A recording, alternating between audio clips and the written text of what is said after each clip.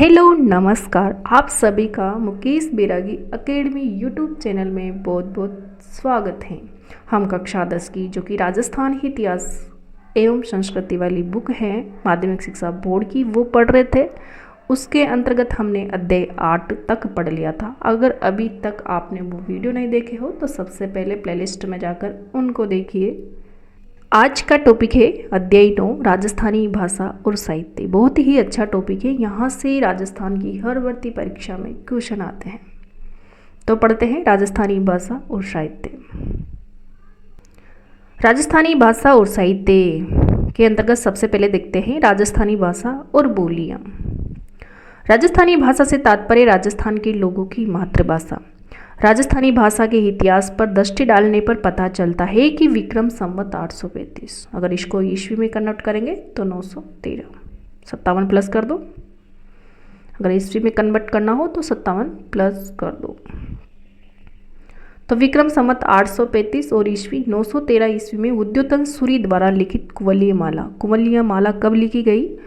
तो विक्रम संवत 835 में। किसके द्वारा? तो उद्योतन सूरी के द्वारा लिखित कुवलयी माला में वर्णित 18 देसी भाषाओं में मरु भाषा को भी सम्मिलित किया गया, जो कि पश्चिमी राजस्थान की भाषा थी। इम्पोर्टेंट है, मरु भाषा को सम्मिलित किया। वो कहाँ की थी? तो पश्चिमी राजस्थान की भाषा थी।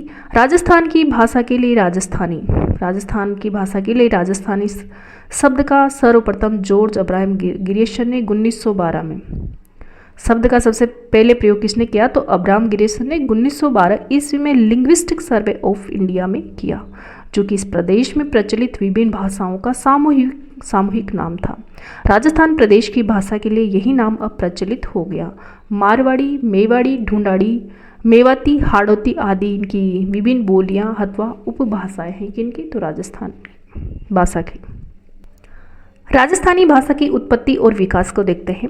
राजस्थानी भाषा पर 10वीं सदी तक पश्चिमी भारत के क्षेत्रों में बोली जाने वाली अपभ्रंश का अत्यधिक प्रभाव रहा। सबसे पहले है ना, पश्चिम में भारत में बोली जाने वाली अपभ्रंश का सबसे ज़्यादा प्रभाव राजस्थानी भाषा पे रहा। कब तक? 10वीं सदी तक।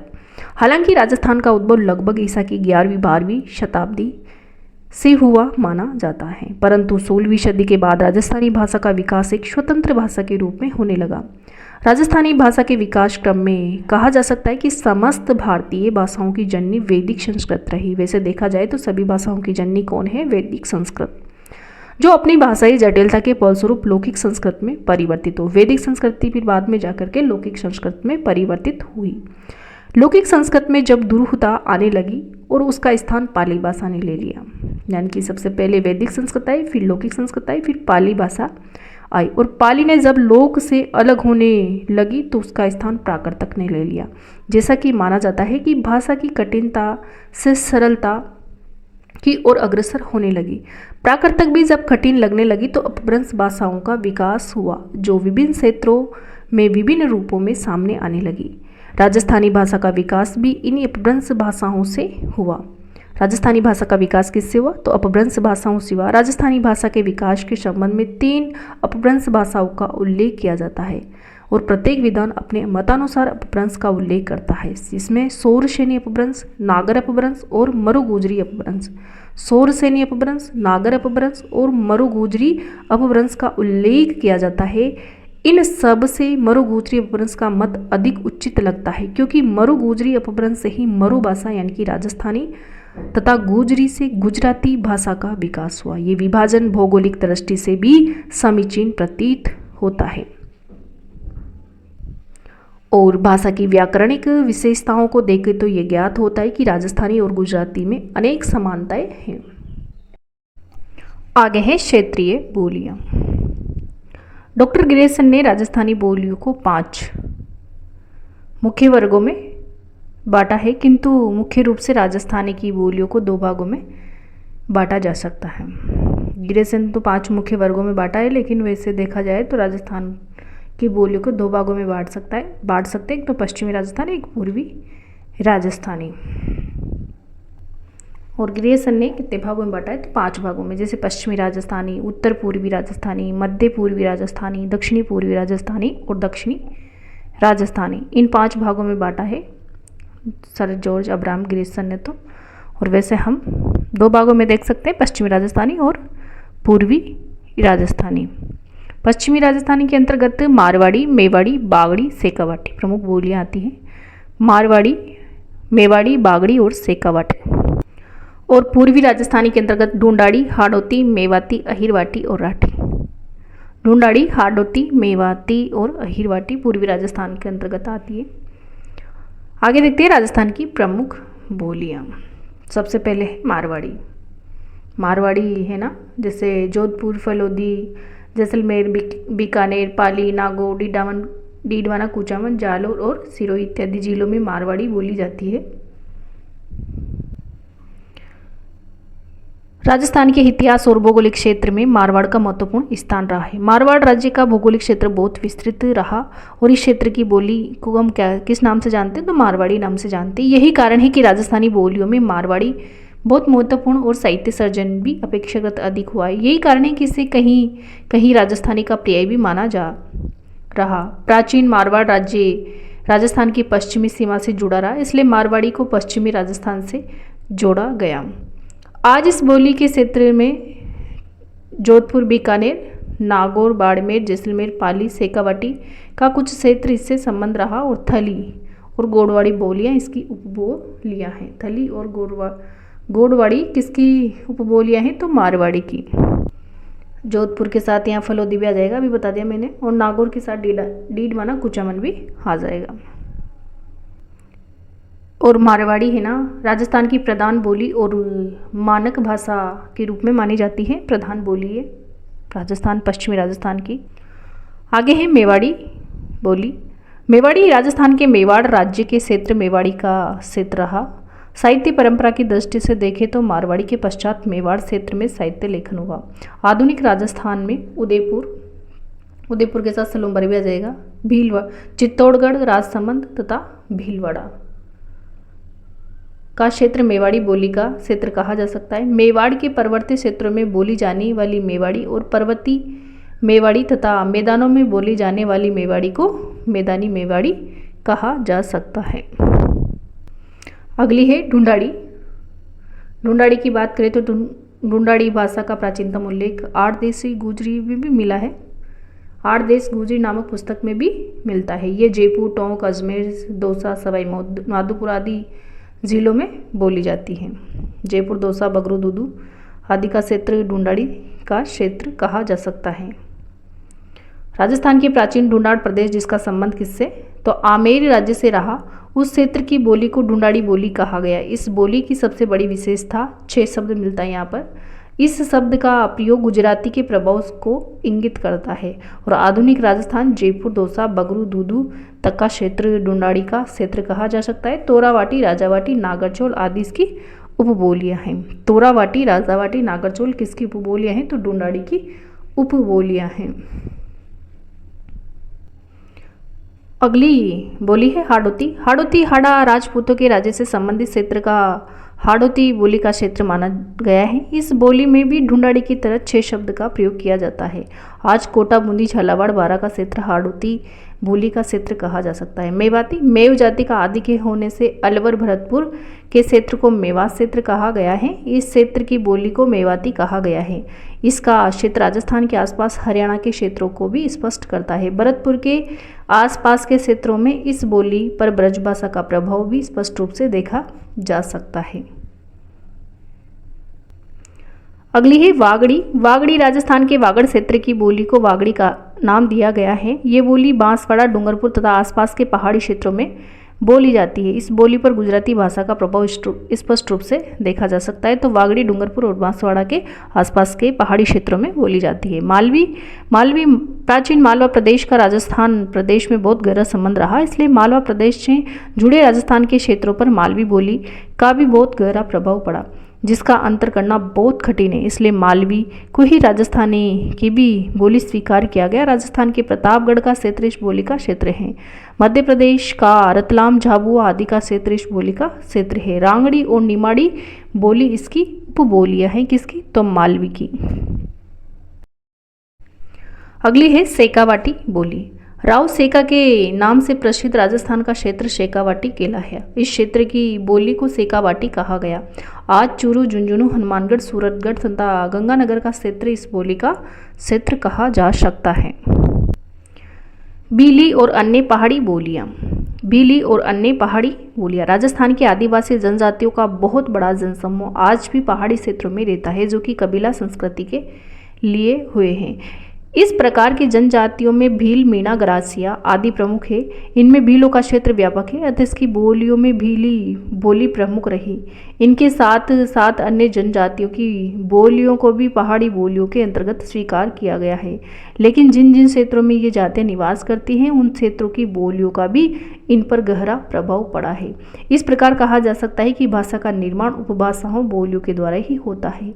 इस रूप में भी ये निश्चित है कि राजस्थानी बोलियों से ही राजस्थानी भाषा का विकास हुआ। डिंगल और पिंगल है ना, जो राजस्थानी भाषा की प्रमुख शैलियाँ भी है। जैसे पिंगल की बात करें तो पूर्वी राजस्थान में बोली जाती है, और डिंगल है ना पश्चिमी राजस्थान। जो चारणों की द्वारा प्रयुक्त होती है उसे डिंगल कहते हैं, जो भाटों के द्वारा प्रयुक्त होती है उसे पिंगल कहा जाता है। और पिंगल में है ना ब्रज मिश्रित राजस्थानी होती है, छंद एवं पदों में रहती है। पूर्वी राजस्थान में पिंगल बोली जाती है और शोरसेनी अपभ्रंश से निर्मित है। पिंगल किसकी है तो भाटों के द्वारा प्रयुक्त है, ब्रज मिश्रित राजस्थानी भाषा है, छंद एवं पदों में है और पूर्वी राजस्थान में बोली जाती है, शोरसेनी अपभ्रंश से निर्मित है। डिंगल की बात करें तो चारणों द्वारा प्रयुक्त की जाने वाली भाषा है डिंगल। मारवाड़ी मिश्रित राजस्थानी है, गीति रूप में है और पश्चिमी राजस्थान में, और गुजरी अपभ्रंश से। पिंगल की बात करें तो शोरसेनी अपभ्रंश से निर्मित है और डिंगल की बात करें तो गुजरी अपभ्रंश से निर्मित है। पिंगल भाषा में रचित प्रमुख ग्रंथ जैसे ढोला मारूरा दुहा, अचलदास खिचड़ी वचनिका, राजरूपक, राव जयसिरो छंद और रुक्मणी हरण नागदमणी किस भाषा में तो पिंगल में। और डिंगल के हैं, डिंगल भाषा के हैं पृथ्वीराज रासो, विजयपाल रासो, वंश भास्कर, हमीर रासो और कुमार रासो। पृथ्वीराज रासो, विजयपाल रासो, वंश भास्कर और हमीर रासो, कुमार रासो किस में है तो डिंगल में है। इनकी राजस्थानी भाषा का वर्गीकरण डिंगल और पिंगल के आधार पर कर सकते हैं। डिंगल तो है चारण जाति की और पिंगल है भाट जाति की। और पिंगल तो पूर्वी राजस्थान में बोली जाती है और डिंगल है जो पश्चिमी राजस्थान में बोली जाती है। यानी कि पश्चिमी राजस्थान का साहित्यिक रूप तो डिंगल कहलाता है और पूर्वी राजस्थान का साहित्यिक रूप पिंगल। पूर्वी पिंगल और पश्चिमी डिंगल, ये याद रखना है। आगे है राजस्थानी साहित्य। राजस्थानी साहित्य का इतिहास एवं परंपरा। राजस्थानी साहित्य का प्रारंभिक साहित्य हमें अभिलेख की सामग्री के रूप में मिलता है, जिसमें शिलालेखों, अभिलेखों, सिक्कों तथा मोहरों में जो साहित्य उत्कीर्ण है उस साहित्य को अभिलेख के साहित्य कहा जा सकता है। यद्यपि ये सामग्री अत्यल्प मात्रा में उपलब्ध होती है, लेकिन जितनी भी सामग्री उपलब्ध होती है उसका साहित्यिक एवं ऐतिहासिक महत्व है। राजस्थानी साहित्य में लिखित साहित्य वाणिनिष्ठता की विशेषता को लिए रहा, जिसे लोक साहित्य कहा गया। यह साहित्य लोक के अनुभव का अक्षय भंडार रहा, जहाँ विविध विधाओं में साहित्य हमें श्रवण परंपरा से प्राप्त होता रहा है। राजस्थानी साहित्य की इतिहास परंपरा को हम निम्न रूप में प्रस्तुत कर सकते हैं। इनकी राजस्थानी साहित्य को 4 भागों में बांट सकते हैं, जैसे प्राचीन काल 4 कालों में। प्राचीन काल, पूर्व मध्यकाल, उत्तर मध्यकाल और आधुनिक काल। प्राचीन काल को ही वीरगाथा काल कहा गया। वीरगाथा काल 1050 से 1450 ईस्वी के। और पूर्व मध्यकाल भक्ति काल, इसका टाइम है 1450 से 1650 ईस्वी। और उत्तर मध्यकाल यानी कि श्रृंगार रीति एवं नीति परक काल 1650 से 1850 ईस्वी। आधुनिक काल विविध विषयों एवं विधाओं से युक्त, जो 1850 ईस्वी से अद्यतन आज तक है। मतलब सबसे पहले देखते हैं प्राचीन काल यानी कि वीरगाथा काल। इसका टाइम है 1050 से 1450 ईस्वी। भारतवर्ष पर निरंतर होने वाले हमले पश्चिमी दिशा से हो रहे, इनका अत्यधिक प्रभाव राजस्थान प्रदेश पर पड़ रहा था और यहाँ के शासकों को संघर्ष करना पड़ रहा था। ऐसी परिस्थिति में संघर्ष की भावनाओं को बनाए रखने के लिए तथा समाज में वीर नायकों के आदर्श को प्रस्तुत करने के लिए वीर रसात्मक काव्यों का सर्जन किया गया। इस काल में वीरता प्रधान काव्यों के प्रमुख कारण ही इस काल को वीरगाथा काल नाम दिया गया। इस काल की महत्वपूर्ण रचनाएं श्रीधर व्यास का रणमल छंद। इस काल में जैन रचनाकारों की रचनाएं भी प्रमुख रूप से उल्लेखनीय है। और महत्वपूर्ण रचना कौन सी है? श्रीधर व्यास की रणमल छंद, यानी कि श्रीधर व्यास का रणमल छंद महत्वपूर्ण साहित्यिक रचना है वीरगाथा काल के समय की। और जयानक का जो पृथ्वीराज विजय रचना है वो भी वीरगाथा काल के समय की है। और ब्रह्मगुप्त का जो ब्रह्मस्फुट सिद्धांत है वह भी इसी काल की महत्वपूर्ण रचनाएं हैं। अगला है राजस्थानी साहित्य की दृष्टि से पूर्व मध्यकाल। पूर्व मध्यकाल यानी कि इसको भक्ति काल की संज्ञा भी दी जा सकती है और इसका टाइम है 1450 से 1650 ईस्वी। 1450 से 1650। राजस्थान के इतिहास में संघर्ष का लंबा इतिहास रहा तथा इन युद्धों ने धर्म और संस्कृति को व्यापक रूप से प्रभावित किया। संघर्ष के आधार के रूप में साम्राज्य विस्तार के साथ साथ धर्म के प्रचार प्रसार की प्रवृत्ति भी दिखाई दी। ऐसी परिस्थितियों में संघर्ष से मुक्त होने तथा समस्त प्रकार के विभेदों को दूर मिटाने के लिए जनसामान्य भक्ति की ओर प्रवृत्त होने लगा तथा ऐसे समय में कई संतों और भक्तों ने जनसामान्य को सही राह दिखाई तथा अपनी कलम से समाज के सभी प्रकार के भेदभाव को मिटाते हुए सद समाज की कल्पना को मूर्त रूप से प्रदान करने का प्रयास किया तथा भक्तों की रचनाओं इन संतों तथा भक्तों की रचनाओं की अधिकता के कारण इस काल को भक्तिकाल नाम दिया गया।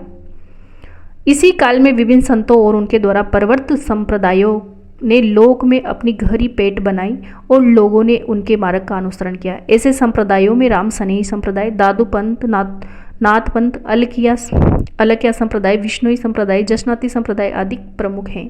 इन संप्रदायों के नाम स्मरण का महत्व, निर्गुण उपासना पर बल, गुरु की महत्ता पर बल देते हुए जाति व्यवस्था में भेदभाव को मिटते हुए कहा, जात पात पूछे न कोई, हरे को भजे सो हरे को होए। इनके साथ सगुण भक्ति कवियों ने भी अपने आराध्य देव की वंदना एवं महिमा गान अपनी रचनाओं के माध्यम से किया। इस प्रकार की रचनाओं में भक्ति शिरोमणि मीराबाई के पद, पृथ्वीराज राठौड़ की वेली किशन रुक्मणी री, माधोदास ददवाड़े की रामरासो, ईसरदास की हरिरस और देवियाण सायाजी झूला की नाग दमन इस प्रकार क्रम की प्रमुख रचनाएं हैं। यानी कि मीराबाई के पद, पृथ्वीराज राठौड़ की वेली कृष्ण रुक्मणी री। वेली कृष्ण रुक्मणी री किसका ग्रंथ है? तो पृथ्वीराज राठौड़ का।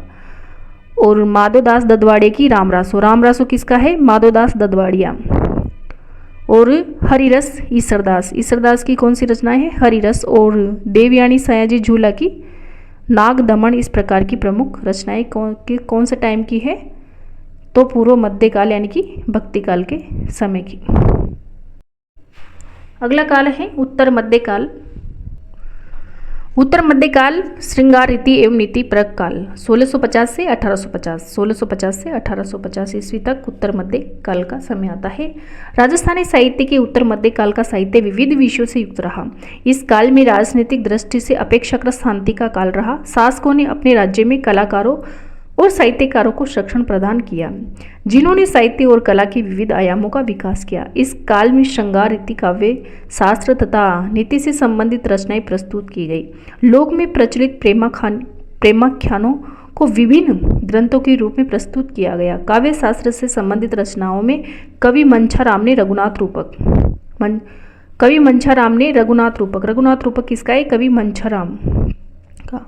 तथा संबोधन परक नीति कारकों में राजयारा सोटा, चकरियारा सोटा, भेरियारा सोटा और मोतियारा सोटा आदि प्रमुख रचनाएं हैं। आगे है आधुनिक काल, विविध विषयों एवं विधाओं से युक्त 1850 से अद्यतन यानी कि आज तक।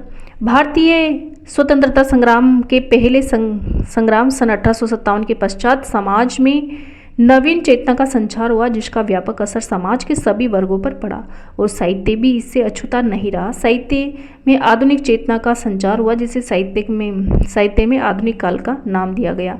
राजस्थानी साहित्य में चेतना का संकनाद मारवाड़ के कविराजा बांकीदास और बूंदी के सूर्यमल मिश्रण ने किया, जिनके क्रांतिकारी विचारों से समाज में चेतना जागृत हुई तथा इस चेतना को आगे की पीढ़ी के साहित्यकारों ने जगाए रखा, जिसका सुखद परिणाम हमारे देश की स्वतंत्रता प्राप्ति के रूप में प्राप्त हुआ। आधुनिक राजस्थानी की साहित्य की गद्य और पद्य विधाओं में प्रचुर साहित्य सामग्री का सृजन हो रहा है और उस साहित्यिक सामग्री के आधार पर राजस्थानी साहित्य की परंपरा अत्यंत सुदृढ़ तथा महत्वपूर्ण है। आगे हैं राजस्थानी गद्य पद्य की विशिष्ट शैलियाँ। राजस्थानी गद्य पद्य की विशिष्ट शैलियों में सबसे पहले है ख्यात। देसी राज्यों के राजाओं ने अपने सम्मान, सफलताओं और विशेष कार्यों आदि के विवरण के रूप में अपना इतिहास लिखवा कर संचित किया। ये इतिहास ख्यात कहलाता है। जो देसी राजाओं ने अपने सम्मान तथा सफलताओं को विशेष कार्यों आदि के विवरण के रूप में अपना इतिहास लिखवा कर उसे संचित किया, उसे क्या कहते हैं तो ख्यात कहलाता है।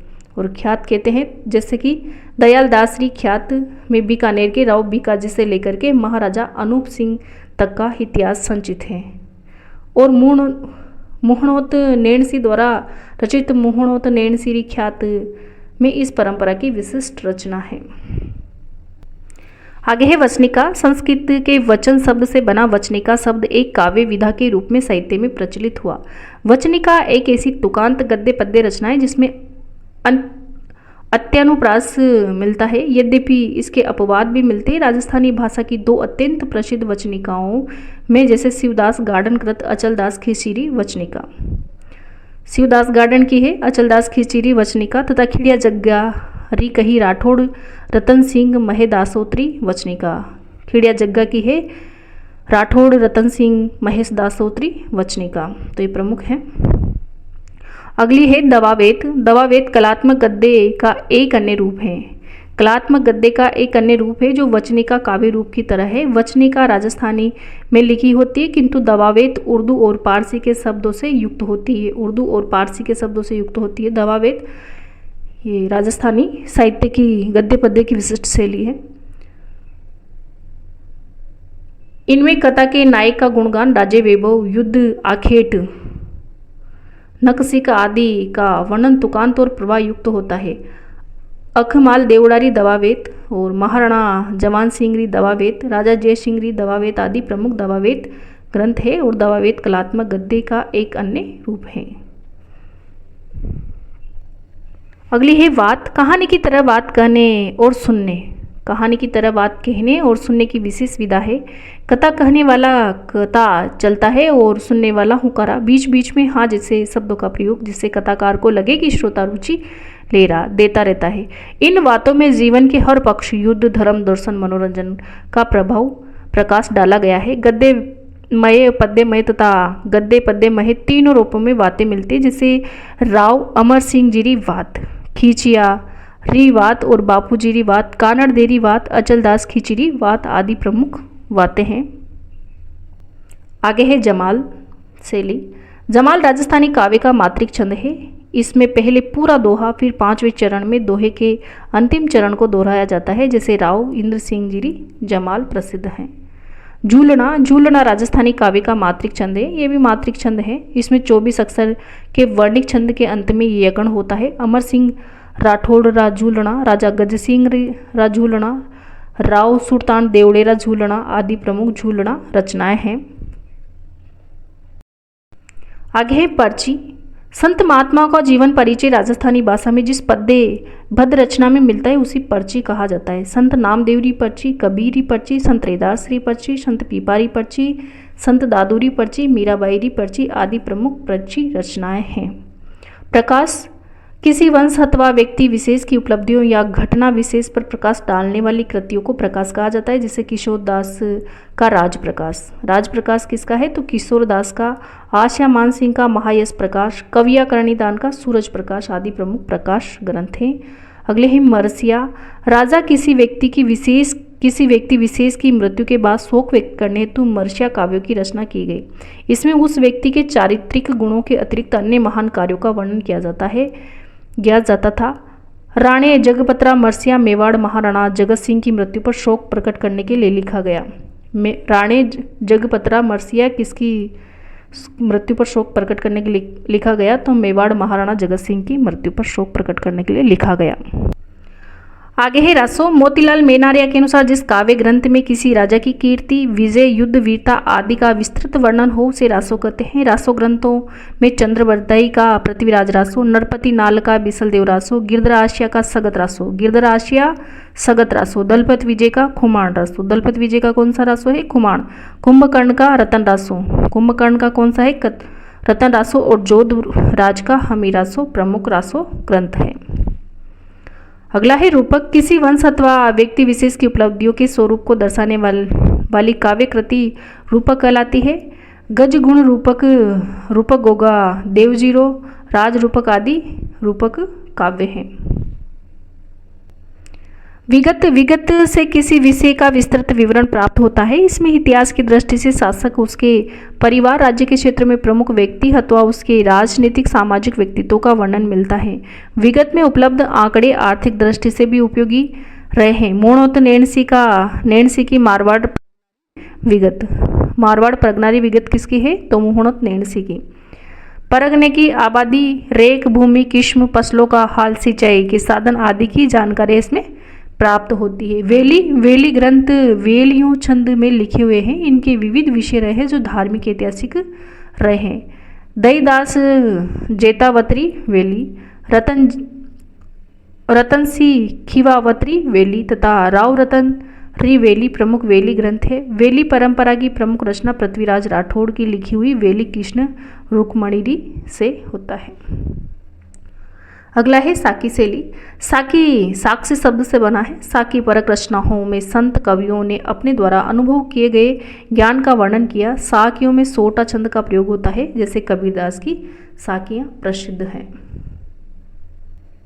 सीलोका साधारण पढ़े लिखे लोगों द्वारा लिखे गए हैं, इसलिए ये जनसाधारण की भावनाओं को आम जन तक पहुंचाते हैं। राव अमर सिंह सीलोका, अजमाल जीरो सीलोको, राठौड़ कुशल सिंह जीरो सीलोको, भाटी केहर सिंह जीरो सीलोको आदि प्रमुख हैं। तो साधारण पढ़े लिखे लोगों द्वारा लिखे गए, इसलिए जनसाधारण की भावनाओं में आम जन में तक पहुंचाते हैं। सीलोका क्या होता है? तो साधारण पढ़े लिखे लोगों की द्वारा लिखे जाते हैं।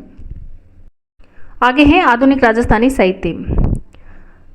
मारवाड़ के कवि राजा बांकीदास तथा बूंदी के सूर्यमल मिश्रण ने राजस्थानी जनमानस में जिस राष्ट्रीय चेतना का बीज बोया था, वही आगे चलकर आधुनिक काल के अनेक कवियों की कविताओं में प्रकट हुआ। इन्हीं के साथ हिंगलाज दान कविया और शंकरदान सामोर का भी नाम लिया जाना जरूरी है। आधुनिकता का संबंध केवल काल से ही नहीं, अपितु विचार से, सोच से भी होता है। जीवन को देखने समझने की वैज्ञानिक दृष्टि और यथार्थपरक दृष्टिकोण आधुनिकता की विशेषता है। कवि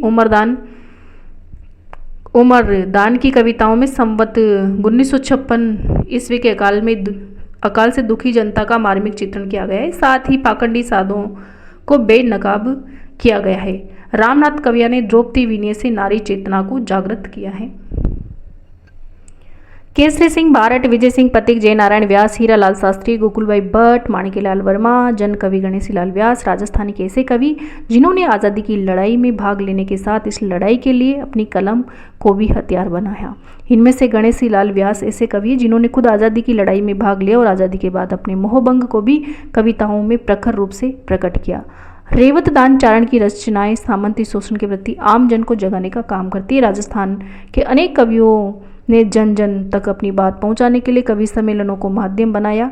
एक समय था जब राजस्थानी कवि मेघराज मुकुल की सेनानी मेघराज मुकुल की कवि सम्मेलनों की सर्वाधिक लोकप्रिय कविताओं में मानी जाती है। सत्यप्रकाश जोशी ने अपने मौलिक और गैर परंपरागत सोच के साथ अलग ही स्थान रखते हैं। 1960 ईस्वी में प्रकाशित उनकी काव्य कृति राधा इस दृष्टि से उल्लेखनीय है।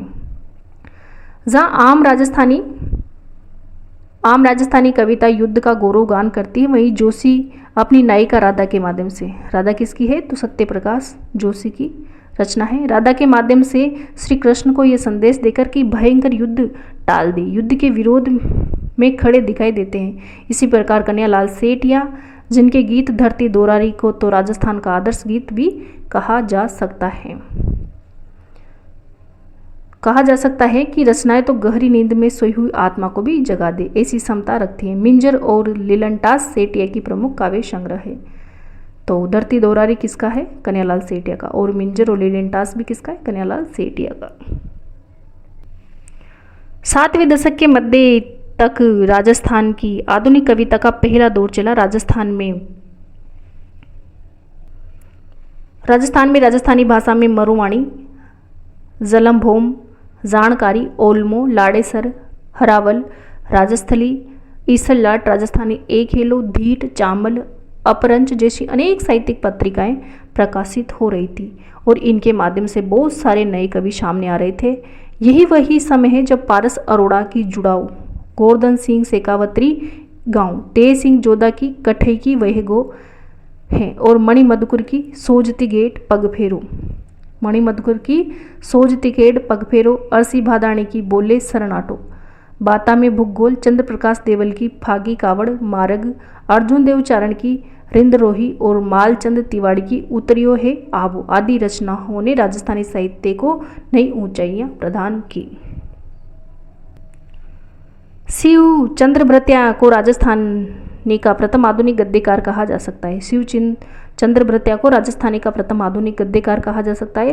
रानी लक्ष्मी कुमारी चूड़ावत ने राजस्थान के अतीत को सजीव करने वाली ऐतिहासिक सांस्कृतिक गरिमापूर्ण कहानियां लिखी, जिसमें है रानी लक्ष्मी कुमारी चूड़ावत की कहानियां मांजल रात, अमोलक वाता, मांजल रात, अमोलक वाता, मोमल गिर, ऊंचा ऊंचा ऊंचा घड़ारे, खेरे चकवा बाद आदि किसकी है तो रानी लक्ष्मी कुमारी चूड़ावत की। और विजयदान देता ने अपनी बातारी फुलवारी विजयदान देता, बातारी फुलवारी में कितने खंड है, 14 खंड है। संकला में राजस्थान की यत्र तत्र बिखरी लोक कथाओं को कुछ ऐसा अनूठा संकलन किया कि उन्हें खूब प्रसिद्धि मिली। विजयदान देता की कुछ प्रमुख राजस्थानी हिंदी कहानी संग्रह जैसे दुविधा, उलझन, अलेखु हिटलर, सपन प्रिया, अंतराल आदि किसकी है तो विजयदान देता की है। दुविधा नामक विजयदान देता की कृति पर तो पहली नामक फिल्म का निर्माण हो चुका है। इनकी कृति चौधरायन की चतुराई को भी बहुत बेहद पसंद किया जाता है। यादवेंद्र शर्मा चंद्र की कहानियाँ उनके संग्रह जमारो समंदर अर्थार में संग्रहित है और उनके कुछ उपन्यास हैं। हूँ गोरी किण पियूरी किसका है तो यादवेंद्र शर्मा का उपन्यास है। जोग संजोग चांदा सेठानी, जोग संजोग चांदा सेठानी, हूँ गोरी किण पियूरी तो यादवेंद्र शर्मा का उपन्यास है प्रमुख। इसी प्रकार नतमल जोशी के कहानी संग्रह परियोडी कंवारी तथा उपन्यास आबे पटकी, तो आबे पटकी, परियोडी कंवारी, धोरारो धोरी किसके नतमल जोशी, धोरारो धोरी, परियोडी कंवारी और आबे पटकी किसके उपन्यास है ये तो नतमल जोशी की कहानी संग्रह है नतमल जोशी के। एक बीननी दो बीन भी बहुत प्रसिद्ध है, एक बीननी दो बीन भी नतमल जोशी के हैं। प्रसिद्ध कहानीकारों में डॉक्टर नरसिंह राज पुरोहित, अन्ना राम सुदामा, रामेश्वर दयाल श्रीमाली, डॉक्टर मनोहर शर्मा, संवरदैया आदि भी प्रमुख कहानीकार है। साहित्यिक पत्रकारिता, राजस्थान की साहित्यिक पत्रकारिता का वैभवपूर्ण इतिहास रहा। इन साहित्यिक लघु व अनियमित पत्रिकाओं ने राजस्थान के लेखन को ही गति प्रदान करने के साथ ही हिंदी प्रदेशों के साहित्यकारों का भी एक मंचन तैयार किया। बीकानेर की वाताहीन किसकी है तो हरीश बादानी की, अजमेर की लहर प्रकाश जैन की, भरतपुर की और विजेंद्र की, कांगरोली की संबोधन कमर मेवाड़ी की, अलवर की कविता भागीरथ भार्गव, उदयपुर की बिंदु ने अनेक लेखकों को गंभीर व स्तरीय मंच प्रदान किया। संप्रेषण चंद्रभानु भारद्वाज, मधु माधवी की, नलिनी उपाध्याय के साथ राजस्थान साहित्य अकादमी की पत्रिका मधुमती ने भी राजस्थान में साहित्यिक वातावरण बनाने में योगदान दिया। राजस्थानी भाषा की पत्रिकाओं में राजस्थानी भाषा साहित्य एवं संस्कृति अकादमी, बीकानेर की जागती ज्योत के अतिरिक्त सत्यप्रकाश जोशी की हरावल, सत्यप्रकाश जोशी की है हरावल, किशोर कल्पना कांत की ओल्यूं, कवि चंद्र सिंह द्वारा स्थापित मरुआणी आदि प्रमुख हैं। उपयुक्त रचनाएं समृद्ध राजस्थानी साहित्य का संक्षिप्त परिचय भर है। सच्चाई यह है कि राजस्थानी साहित्य का भंडार इतना विपुल है कि उनका संपूर्ण वर्णन करना किसी एक की सीमा में संभव नहीं है। यहाँ पर शॉर्ट रूप में दे रखा है। क्वेश्चन है इसमें, बातारी फुलवारी किसकी रचना है बताओ। क्वेश्चन तो विजयदान देता। जिस काव्य ग्रंथ में किसी राजा की कीर्ति, विजय, युद्ध, वीरता आदि का वर्णन उसे क्या कहते हैं बताओ तो रासो ग्रंथ। तो ये था आज का वीडियो। तो वीडियो देखने के लिए आपको बहुत बहुत धन्यवाद। वीडियो पसंद आए तो लाइक करें, शेयर करें और कमेंट बॉक्स में कमेंट जरूर करें। और अगर आप चैनल पे पहली बार आए हो तो चैनल को सब्सक्राइब जरूर करें। Thank you.